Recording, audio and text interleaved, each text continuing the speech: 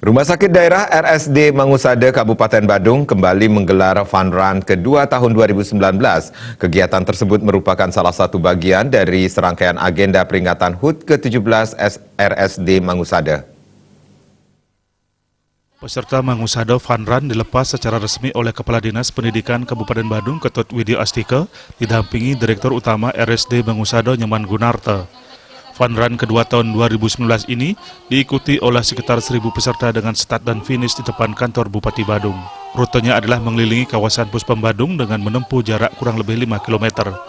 Fun Run kedua ini merupakan salah satu kegiatan untuk memperingati HUT ke-17 RSD Mangusade yang telah dimulai sejak Juni 2019 lalu dengan menggelar CSR berupa operasi implan gratis untuk mencegah ketulian pada anak-anak. Selain itu, RSD Mangusade menggelar seminar pencegahan ketulian untuk mencapai Indonesia bebas tuli pada tahun 2030.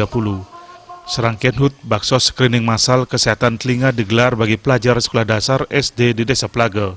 Pada hari Minggu 25 Agustus digelar Mangusade Fun Run.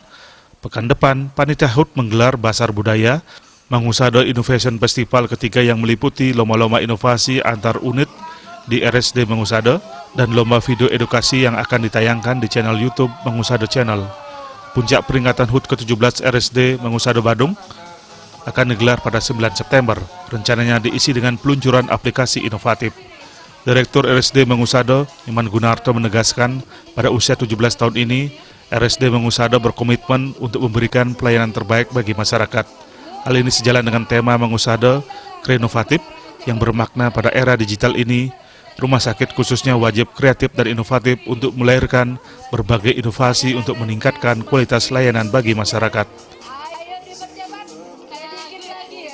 Di usia 17 ini kita kan ibaratnya orang remaja, kita lebih lincah, lebih mampu memberikan pelayanan yang maksimal kepada masyarakat. Kami ingin memberikan pelayanan yang lebih kepada masyarakat Badung khususnya. Kemudian juga dari segi tata kelola kita buat semakin baik. Ini terbukti kita sudah mendapat penghargaan untuk tata kelola dari Kemenpan 3 tahun berturut-turut di tahun 2016, 2017, 2018. Audit BPKP juga mendapatkan nilai yang cukup baik, A. Kemudian dari swasta, dari Makpres memberikan kita award di bidang pelayanan publik.